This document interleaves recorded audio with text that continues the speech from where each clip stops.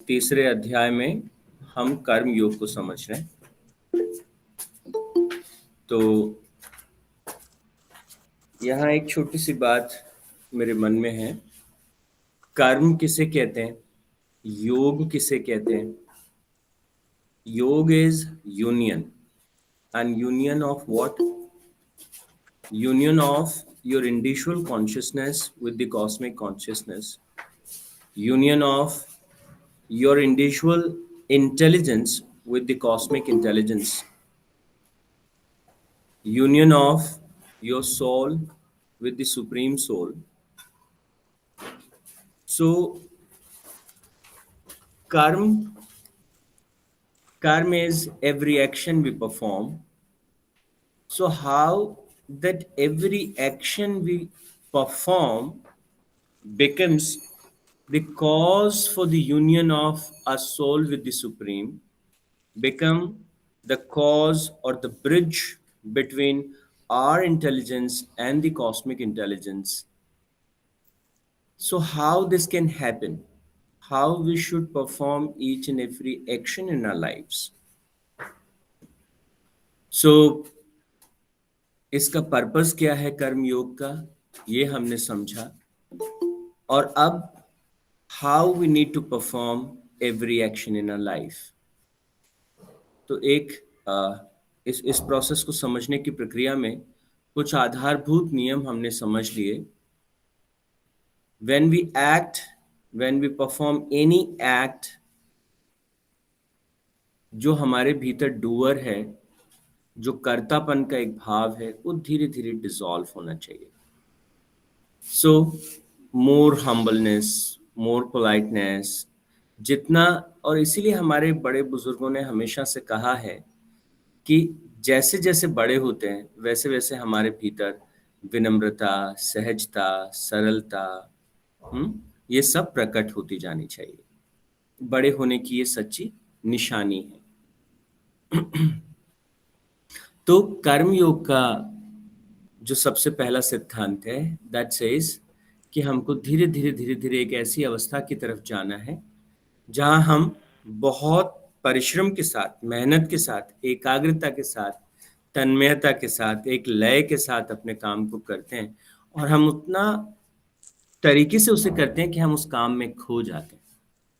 तो ऐसा लगता है कि जैसे वो कार्य हमसे, मैं कर नहीं रहा हूं बल्कि ये मुझसे हो रहा है। ये कर्म की वो सबसे ऊंची अवस्था बताते हैं भगवान। और ये वो अवस्था है जब आपके भीतर की जो क्रिएटिविटी है कॉस्मिक क्रिएटिविटी के साथ एक हो जाती है।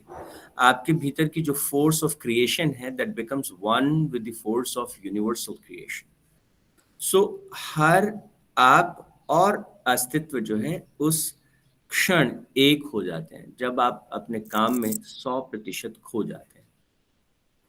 तो हमको धीरे धीरे उस अवस्था की तरफ जाना है, और कैसे हम उसकी तरफ जाएं, तो इसका रास्ता भगवान ने हमें बताया।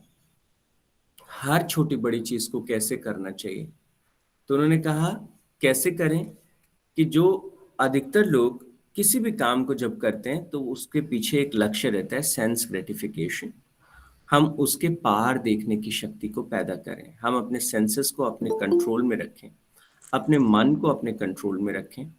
जो आसक्ति हमारे भीतर है, जो जो हिडन टेंडेंसीज जो हैं, उनको हम आसक्ति कहते हैं। तो वो क्या करती हैं? सारी जो आसक्तियां हैं वो हमारे अचेतन से आती हैं या अवचेतन से आती हैं। मन जो है उसके 3 तल के बारे में आप सबने पढ़ा होगा, समझा होगा। तो मन, चेतन मन, अवचेतन मन और अचेतन मन, कॉन्शियस माइंड, सबकॉन्शियस माइंड और unconscious mind. So where this actually war is going on, अगर इस वॉर को आप ध्यान से देखें तो एक तरफ आपका चेतन मन है जो आपके लिए निर्णय लेता है, मुझे जीवन में ये करना है, मुझे अच्छा बनना है, मुझे अच्छा होना है, मुझे श्रेष्ठ कर्म करने हैं। तो चेतन मन आपके लिए निर्णय लेता है। लेकिन जो अचेतन मन है वो वही करता चला जाता है जो हम आज तक करते चले आए हैं। और एक जो सबसे बड़ी बात है, जो भी हम कर रहे हैं, तो अगर चेतन मन को देखें तो दैट इज ओनली, अगर एक साधारण व्यक्ति की बात करें तो 10% उसके जो एक्शंस होते हैं, जो 10% उसका बिहेवियर है, that is controlled by the conscious mind. In a whole day, 10% of the things we are doing consciously. Rest of the 90% things are happening to us. We are keep doing those things again and again. तो ये unconsciously घटित होता रहता है. तो भगवान क्या चाहते हैं? अगर हम जो थे, अगर हम वही बने रहेंगे, तो हमें वही मिलेगा जो हमको मिलता रहा है. If we want to change something in our life, we need to change ourselves. If you feel that you get irritated soon, if you feel that you get angry, if you feel that you face a lot of negative emotions, तो अगर लगातार आप इस तरह का अनुभव करते हैं, तकलीफ को, परेशानी को बार बार अनुभव करते हैं, भले ही वो परेशानी शारीरिक है, भले वो परेशानी मानसिक है, भले वो सोशल इंटरेक्शंस में है, रिलेशनशिप्स में है, टाइम को लेकर के है, या किसी भी जीवन के क्षेत्र में अगर परेशानी है, तनाव है, प्रॉब्लम्स हैं, and you feel that you are not able to overcome this, तो क्या करना पड़ेगा? जैसे हम कंप्यूटर्स में करते हैं, when there are a lot of bugs in system, what do? We update system, we upgrade system. Same, if we are not able to meet with the challenges which we are facing in our life, and see, when I'm using word challenges, I'm saying all kind of challenges, whether it is financial challenge, or it is relationship challenge, or it is kind of, emotional challenges, and then social challenges, physical challenges, all kind of, and there are spiritual challenges also. आप ध्यान लगाने की कोशिश कर रहे हैं और ध्यान की गहराई में नहीं जा पा रहे, तो हर एक चुनौती, हर एक चैलेंज जो है, उससे अगर हम उसको मीट करना चाहते हैं, अगर हम उस चैलेंज उसका सामना करना चाहते हैं, तो what we need to do, we need to update ourselves, we need to upgrade ourselves. तो जब हम खुद बदल जाते हैं तो हमारा जीवन बदल जाता है. जबकि हमारी पूरी शक्ति, हमारा पूरा सामर्थ्य क्या होता है? हम क्या कोशिश करते हैं? हम फल को बदलने की कोशिश करते हैं. हम कहते हैं ये मेरे साथ क्यों हो रहा है? तो हम जो जीवन में तकलीफ है उसका कारण बाहर की तरफ ढूंढते हैं. हम कहते हैं मेरे जीवन में आर्थिक समस्याएं हैं, तो कारण क्या है? बाहर की तरफ. मैं परेशान रहता हूँ क्योंकि बाहर के लोग मुझे गुस्सा दिला देते हैं, ये मुझे गलत बोलते हैं, मैं सहन नहीं करता हूँ. तो हम हमेशा अपनी हर एक छोटी बड़ी तकलीफ के लिए बाहर किसी न किसी को दोषी ठहराते हैं. एवरी एक्ट, अगर आपको गुस्सा भी आया तो आप कहेंगे no no no, this is not because I am somebody who gets angry soon, but this is all about the person next to me. उन्होंने ऐसा कहा, उन्होंने ऐसा बोला, इस वजह से मैंने ऐसा किया. तो यहाँ पर एक बहुत इंटरेस्टिंग बात है. भगवान श्री कृष्ण क्या कहते हैं? Don't just react, but respond to the situations और challenges you have in your life. And your capacity to respond should enhance. And if you see at a core what life is, if you define life, it is ability to respond, isn't it?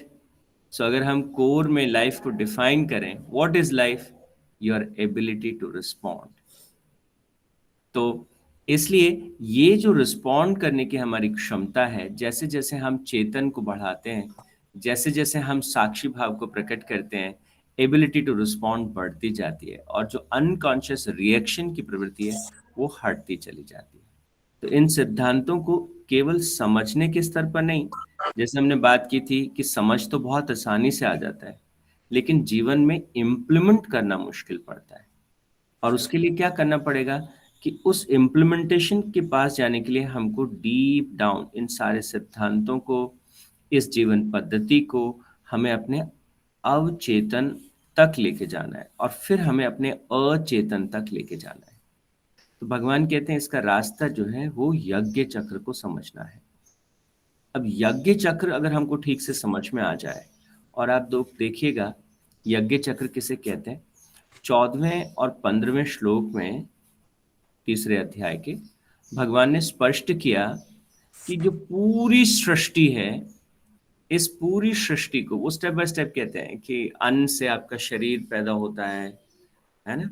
तो और फिर step by step सारी चीजों को वो बताते हैं, लेकिन कहते हैं कि चारों तरफ एक कमाल का इकोसिस्टम जो है वो काम करता है। एक एक रित जो है वो हर चीज के पीछे काम करती है। तो देखिएगा, हमारा शरीर बना, तो हमारा शरीर वो कहते हैं अन्न से बना। तो फिर अन्न कहाँ से आया? कि अन्न जो है वो धरती से आया, बरसात से आया।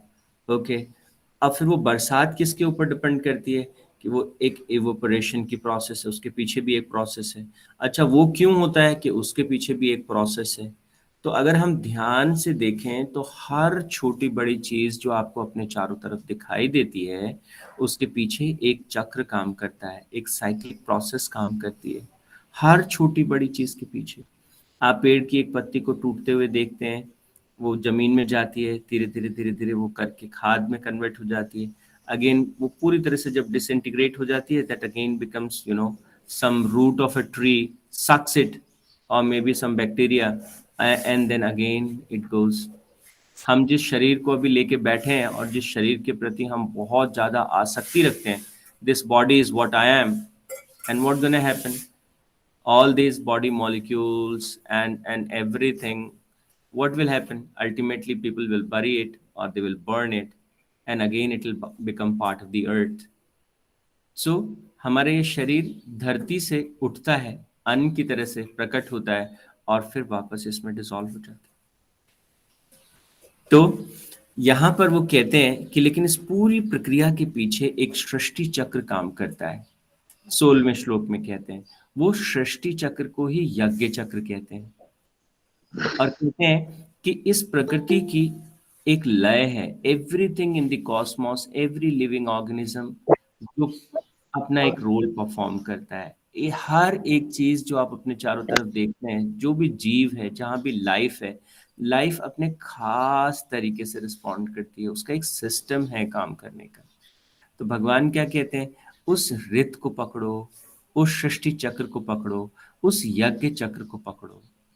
आप जीवन में जहां हैं, क्या है आपका रोल, कैसे you fit in this existence, और अपने उस रोल को पकड़ो। और उन्होंने हमें समझा भी दिया है कि हमारा सच्चा स्वरूप है सच्चित आनंद। तो जो कुछ हम करें उससे सत्य प्रकट हो, जो कुछ हम करें उससे आनंद प्रकट हो। और हमें ये भी बता दिया कि जो सुख है वो क्षणिक है। सुख कैसे होता है? कि हम तैयार होते हैं और एक, या मैं किसी चीज के लिए क्षणिक, आपको कोई गिफ्ट मिला या कोई क्षणिक आपने भोजन किया, आपको लगा आह वाह बहुत टेस्टी खाना था, but you don't know what happened after 2 hours और after 6 hours, you don't remember that thing, right? तो सुख एक अलग चीज है और आनंद एक अलग चीज है। आनंद कैसे होता है? जैसे धीरे धीरे धीरे धीरे, यू नो जैसे हम दिया जलाते हैं और उसकी लो, उसका प्रकाश चारों तरफ फैलता रहता है। तो जब आप आनंद में होते हैं तो एक पॉजिटिव तरह का ऑरा जो है आप अपने चारों तरफ रेडिएट करते हैं, चारों तरफ इमिट करते हैं, और आपके चारों तरफ हर एक प्राणी, हर एक इंसान, उसको एक सुख की अनुभूति होती है, उसको भी एक मीठे मीठे आनंद की अनुभूति होती है। तो इस तरह से हमको अपने जीवन को बनाना है। तो यज्ञ चक्र की प्रक्रिया को, जैसे मैंने आपसे कहा था कि हर एक, चाहे वो कल मैं बच्चों की टाइमलाइन पे क्लास ले रहा था अभी 2-3 दिन पहले, और हमने कहा कि कैसे पूरी सृष्टि बनी, वैज्ञानिक उसका दृष्टिकोण क्या है, उसको हम एक्सप्लोर करने की कोशिश कर रहे थे। और क्या पता चला कि आज से करीब 350 करोड़ साल पहले एक छोटा सा बैक्टीरिया जो समंदर के पैंदे पे था, साइनोबैक्टीरिया, उसने जो है ऑक्सीजन के मॉलिक्यूल सबसे पहले पृथ्वी पे बनाना शुरू किए। और आज जो ऑक्सीजन हम सांस के द्वारा लेते हैं वो उसी साइनोबैक्टीरिया ने बनाई है। हो सकता है उस साइनोबैक्टीरिया को पता ही नहीं चला, उसने तो लगा कि मेरा जीवन आया और मेरा जीवन चला गया, और उसे एहसास भी नहीं हुआ कि उसने कोई बहुत अच्छा किया है। He has lived a purposeful और अ वर्थ लिविंग लाइफ। लेकिन आज 350 करोड़ साल बाद जो सांस आप ले रहे हैं, जो एयर आप ले रहे हैं, उस एयर में जो ऑक्सीजन के मॉलिक्यूल्स हैं, these are created by that cyanobacteria which lived on this planet 350 years back. We should say thanks to, isn't it? तो यहाँ पे मैं आपसे क्या कहना चाहता हूँ कि ये एक कमाल की चीज़ है। हर एक चीज़ प्रकृति में हर एक दूसरी चीज़ के साथ आपस में जुड़ी है, टाइम के हिसाब से भी और हर तरीके से। तो वो जो कनेक्शन है, उस कनेक्शन को इंसान ने खो दिया है। बिकॉज़ हमारी एजुकेशन की वजह से समझ लीजिए, या जिस तरह के आज दुनिया में हम रह रहे हैं, हमारी पूरी चेतना, हमारा चित्त बाहर की ओर प्रवाहित हो रहा है। We are just looking at what's going on around us, और हम लगातार दूसरों को जज करने में, घटनाओं को जज करने में पूरी ऊर्जा, पूरी शक्ति हमने बाहर लगा दी है। तो हमको पता ही नहीं चल रहा है कि मेरे भीतर क्या हो रहा है। एंड जब पूरी चेतना, पूरी शक्ति हम बाहर लगा देते हैं, तो भीतर से कोई परिवर्तन नहीं होता। तो इसलिए भगवान क्या कह रहे हैं कि भीतर की तरफ लौटना है, भीतर की तरफ जाना है। क्योंकि बाहर जो है, जैसे जैसे हम बाहर इन्वॉल्व होंगे, तो हमको लगातार ये लगता रहता है कि देखो ये मैंने कर दिया, ये मैंने वो कर दिया, ये मेरे को इसलिए करना है। तो वो कह रहे हैं इस मैंने से, इस मैं से हम जैसे जैसे ऊपर उठते हैं, जब हम देखते हैं कि I am not the one who is performing something, I am I am part of this cosmic dance, I am part of this existence. और जब आप ये देखते हैं, एक एक छोटा सा उदाहरण देता हूँ। समंदर के सरफेस से एक वाटर का मॉलिक्यूल उठा और वो बादलों तक गया, और फिर बरसात बन के वो नीचे बरसा।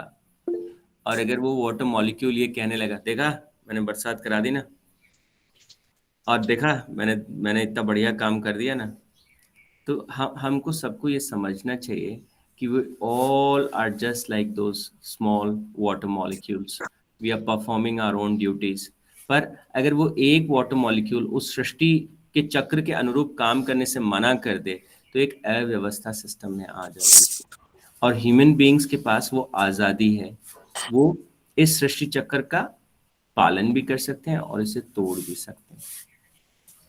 तो जब जब हम इस सृष्टि चक्र का, मतलब जो इस सिस्टम को जब जब हम तोड़ते हैं, किसी भी रूप में हम तोड़ते हैं, तब तब हमको जो है वो तकलीफ का अनुभव होता है, परेशानी का अनुभव होता है, कष्ट का अनुभव होता है। तो कहते हैं कि अगर हम अपने कर्मों को इस ब्रह्मांड की लय के साथ, इसकी रित के साथ, इसके साथ उसे जोड़ दें, और वो कहते हैं कि सारे यज्ञ जो है वो कर्तव्य कर्मों से प्रकट होते हैं। और कर्तव्य कर्म क्या है? और जब ये लाइन भगवान लिखते हैं 13वें 14वें श्लोक में, जब वो कहते हैं अर्जुन को ये बात, तो ये और भी ज्यादा स्पष्ट हो जाता है कि जिस यज्ञ चक्र की बात भगवान कर रहे हैं, वो कहते हैं कि यज्ञ जो है वो कर्तव्य कर्मों से प्रकट होता है। कि जो कर्म हम कर रहे हैं, उन कर्मों में एक लयबद्धता है क्या? हम इस सृष्टि के सिस्टम के अनुरूप कार्य कर रहे हैं क्या? तो हमको अपने कर्तव्य कर्मों को डिफाइन करते हुए, सुबह से लेकर रात तक उनको सबको बहुत क्लैरिटी के साथ डिफाइन करते हुए, उनको फाइन ट्यून करते हुए कि मैं कहीं पे किसी चीज़ को हर्ट तो नहीं कर रहा हूँ, किसी के सेंटिमेंट्स को, किसी के इमोशंस को, किसी के फीलिंग्स को, ठीक है। और किसी में आप खुद भी हैं, खुद के भी मैं इमोशंस को और सेंटिमेंट्स को हर्ट तो नहीं कर रहा हूँ, ठीक है ना। तो जीवन को ऐसे जीना, एक एक उसके पूरे ब्रह्मांड के साथ, एकाकार के साथ उसे जीना, इतनी स्पष्टता के साथ उसे जीना, तो ये एक कर्म योग का मार्ग जो है वो भगवान हमारे सामने रखते हैं। और सही पूछो तो वही हमारे भीतर से उस ज्ञान को प्रकट करते हैं। तो हमारे सामने जो सबसे बड़ी चुनौती है, जिस चुनौती के ऊपर अपन काम करेंगे, वो चुनौती क्या है? जान के, समझ के, हाँ, पता होते हुए भी हम ज़्यादातर हमारा जीवन जो है वो अचेतन के साथ जीते हैं, अनकॉन्शियसली जीते हैं। तो हमें इसके भीतर प्रवेश करना है, हमारे इस सबकॉन्शियस में, हमारे अनकॉन्शियस में, स्लोली एंड ग्रेजुअली, ध्यान के माध्यम से, या जप के माध्यम से, या तप के माध्यम से, या त्याग के माध्यम से। So these are the different kind of tools Gita gives you. श्रद्धा के माध्यम से, भाव के माध्यम से। सो इन सब साधनों से हम अपने अवचेतन में और हमारे अचेतन में हम प्रवेश करते हैं, और जब हम उसमें प्रवेश करते हैं तो भीतर से बदलाव की एक प्रक्रिया शुरू होती है। और जब हम बदलते हैं तो लिटरली पूरा संसार बदलता है, भले ही हम उसकी कितनी भी छोटी यूनिट क्यों ना हो। If there is some change in us, that means we are making this existence a little better place, right? तो हमारा खुद को उन्नत करने का लक्ष्य सिर्फ ये नहीं है कि if I will be a better person, that will be somehow it's gonna help me. No, no, no, no. If you're gonna be the better person, you are helping this existence to become little better, and that's a beautiful purpose. That's a beautiful thing. तो आज के लिए इतना ही. Thank you so much. May God bless all of us that we understand the purpose of our जीवन में क्या करना है, क्यों करना है, कैसे करना है, इसकी स्पष्टता हमको हो, उसका बोध हमको हो, और वो बोध हमारे गहरे में बैठ जाए और हम उसी के अनुरूप अपने जीवन को जिएं.